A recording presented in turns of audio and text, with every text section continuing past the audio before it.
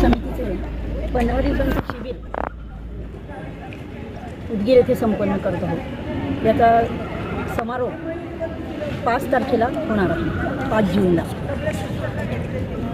यामध्ये 56 मुलींचा सहभाग आहे आणि या 56 मुलींपैकी 13 गृहिणी आहेत आणि बाकीच्या तरुणी आहेत।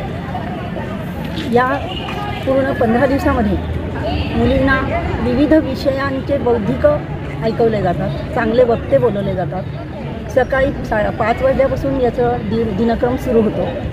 सकाळी एक 5 मिनिटाचा असा एक विषय दिला जातो, त्याला चिंतनसूत्र असं म्हटलं जातं आणि त्या चिंतनसूत्रातून एक असा संदेश दिला जातो, दिवसभर मुलींच्या मनात राहील तो आणि त्याप्रमाणे त्यांचं वर्तनात परिवर्तन होईल। त्यानंतर बौद्धिकातून वेगवेगळे विषय, समितीची माहिती, ह्या सगळ्या गोष्टी मुलींपर्यंत पोहोचवल्या जातात। नंतर दुपारच्या वेळेमध्ये एक चर्चा ठेवलेली असते, ज्याच्यात मुलींना बोलायची खूप संधी असते। त्यांची मतं ऐकली जातात, त्यावर काही समस्या असतील तर त्या सोडवल्या जातात, सांगितल्या जातात, स्पष्टीकरण केलं जातं आणि असा हा बौद्धिकाचा भाग होतो। आणि सकाळ संध्याकाळात 1.5 तास मैदानावर शाखा चालते, त्या शाखेमध्ये मुलींना स्वसंरक्षणाचे धडे दिले जातात आणि त्यात दंड चालवणे, करमणुकी प्रधान म्हणून योगचाप चालवणे, योगासनं शिकवणे, अशा सगळ्या गोष्टी शाखेत चालतात।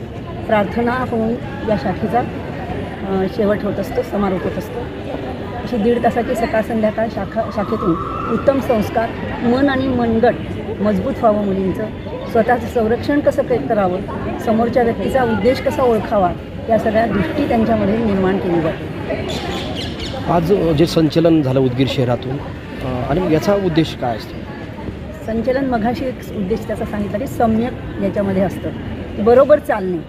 कारण कोणतीही मोठी कृती जेव्हा करायची, आपल्याला राष्ट्राचं काम करायचं आहे तर हातात हात हवे, एकट्या दुकट्याचं हे काम नाही।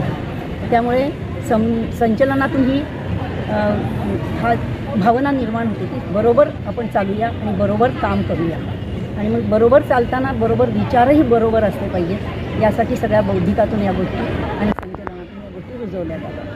आज खऱ्या अर्थानं तुम्ही जे करताय या शिबिराच्या माध्यमातून, तर सर्वत्र याची आवश्यकता, शिस्त असेल, संस्कार असेल, तर अनेक मुली यापासून वंचित आहेत, आजसुद्धा म्हणजे दूर आहेत।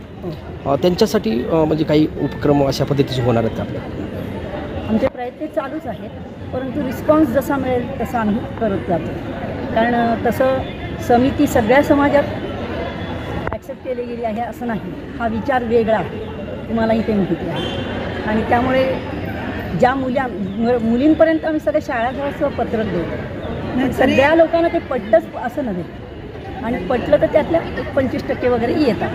त्यामुळे प्रयत्न आमचे 100%।